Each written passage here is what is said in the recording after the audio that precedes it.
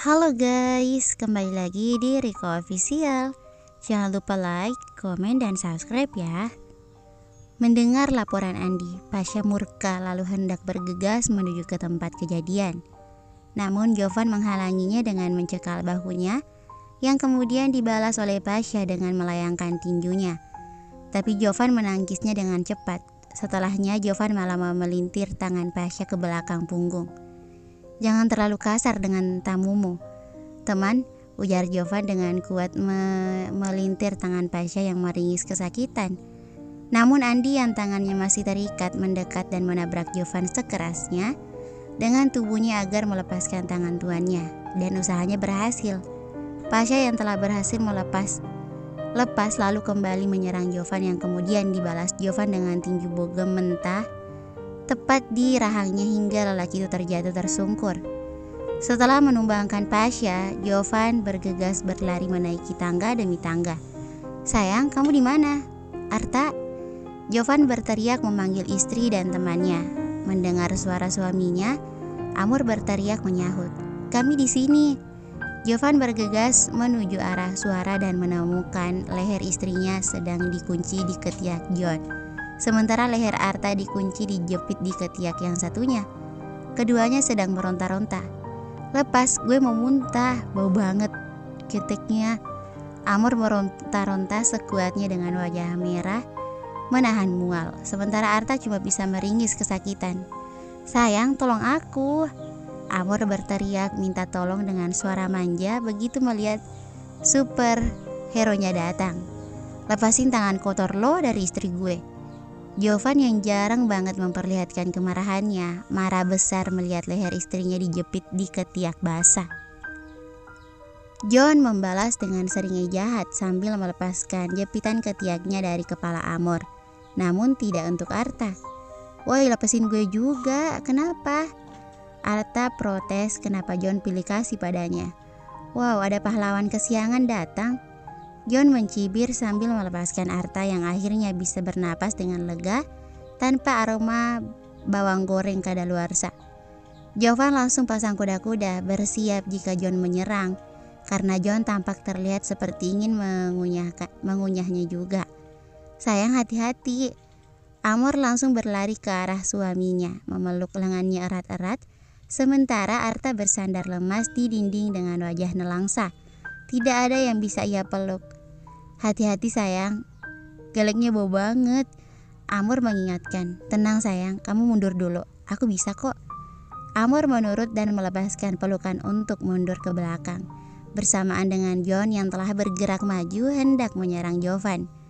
Bukannya membantu, Arta malah tutup mata, tidak tega melihat sepupu iparnya menjadi samsak tinju berikutnya. "Gedubrak." "Sayang," Amor menjerit histeris. Arta menduga Jovan pasti telah tumbang dalam sekali pukul seperti dirinya. Namun nyatanya begitu Arta buka mata, Jovan masih berdiri tegak paripurna dengan kedua tangan masih terkepal di kedua sisi tubuhnya. Sedangkan John sudah tergeletak di lantai dengan mulut menganga lebar, pingsan. Melihat John terkapar, Arta dan Amor bersorak-sorak kegirangan.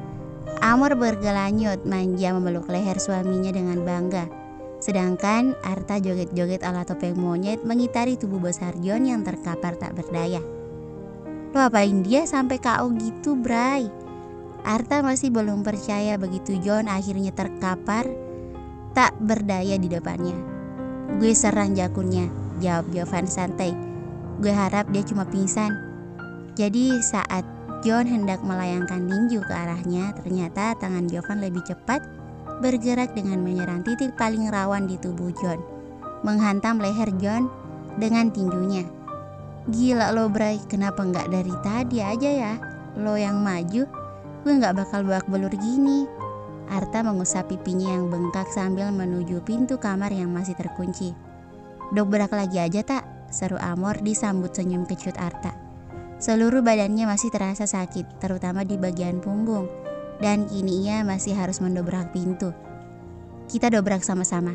Jovan maju dan mulai menabrakkan bagian sisi tubuhnya ke pintu diikuti Arta, membuat semangat Arta kembali membara. Setelah beberapa kali didobrak oleh 2 orang lelaki dewasa, pintu kamar akhirnya mulai terbuka diawali dengan engsel pintu yang copot. Terakhir Arta melayangkan tendangan sekeras mungkin, membuat pintu semakin terbuka lebar, menampakkan pemandangan yang cukup memilukan. Ketiganya sontak membeku, menatap Anya duduk di lantai dengan bibir ditutup lakban dan dengan kedua tangannya diborgol, menatap sayu ketiga sahabatnya. Dan orang pertama yang tangisnya pecah adalah Arta. Lelaki itu menangis paling keras sambil memeluk Anya disusul oleh Amor yang kemudian membantu melepaskan lakban dari mulut Anya yang tampak kurang percaya dengan nasib baiknya malam ini. Ya Allah, kenapa Pasha kejam banget bikin lo jadi begini? Amor bahkan memeriksa satu demi satu setiap luka dan memar yang tampak di matanya. Ada banyak memar dan luka-luka seperti bekas cambukan di lengan, kaki, wajah, dan entah ada di mana lagi. Guys, gue senang kalian datang, ujar Anya dengan suara lemah sebelum akhirnya pingsan. Anya, Arta dan Amor bersamaan menjerit melihat Anya terkulai pingsan. Ia sudah tidak tahan lagi menahan rasa sakitnya. Pasha kemudian datang bersama anak buahnya yang lain dengan wajah gusar. Saat melihat John tergeletak pingsan, ia makin tertawa sinis sambil berkata, "Hebat juga ya kalian bisa melumpuhkan John. Cepat serahkan kunci borgolnya." Arta hendak maju menghampiri Pasha, namun Jovan menahan dadanya. "Dasar kamu gak bermoral. Teganya lo menyakiti Anya." Amor yang sedang memeluk Anya ikut menghardik. Ingin rasanya ia mencakar-cakar wajah Pasha yang selalu sok ganteng itu. "Serahkan kuncinya, Pasha." Jovan ikut bersuara. Tangannya terulur menunggu Pasha. Terketuk hatinya untuk menyerahkan kunci borgolnya secara sukarela. "Tindakanmu itu sungguh tidak benar. Dengar, serahkan kuncinya dan biarkan kami pergi." Bukannya mendengar permintaan Jovan, Pasha malah tertawa mengejek sambil berkata, "Boleh saja asal kalian lawan dulu anak buahku." Pasha memberi isyarat pada 3 anak buahnya untuk menyerang Jovan dan yang lainnya. Dan sesuatu yang mengejutkan tiba-tiba terjadi, membuat bukan hanya Arta dan Amor saja yang terpana kaget melihatnya, tapi semua orang. Ketiga anak buah Pasha sontak kembali mundur sambil mengangkat kedua tangan mereka. Jovan telah mengacungkan sebuah pistol ke arah mereka dan siap menembaki mereka satu persatu jika mereka nekat menyerang. Pistol yang dari awal ia sembunyikan di balik jaketnya. "Gila lo Jov, lo bilang bahwa pentungan gak boleh, tapi lo malah bawa pistol. Lo sungguh amazing bosku," komentar Arta yang kini berdiri di samping Jovan sambil mengacungkan satu ibu jarinya dengan kagum. Jovan hanya tersenyum tipis mendengar pujian Arta. "Serahkan kuncinya sekarang juga." Arta berteriak pada Pasha yang tampak tegang menatap Jovan dengan pistolnya. "Serahkan kuncinya sebelum aku hilang kesabaran." Jovan mulai menarik pelatuknya perlahan. Melihat gerakan tangan Jovan yang tampak sedang tidak bermain-main, Pasha akhirnya merogoh sakunya dan melemparkan kunci yang diminta ke arah Arta yang menangkapnya dengan cepat. Arta bergegas membuka borgol di tangan Anya dan melihat lebih jelas luka lecet di kedua pergelangan tangan Anya. Hatinya kian merasa perih, begitu pula dengan Amor yang tak henti-hentinya meneteskan air mata. Arta lalu menghampiri Jovan untuk meminta sesuatu dengan berkata lirih, "Jov, izinkan gue menghajar lelaki itu sekarang juga.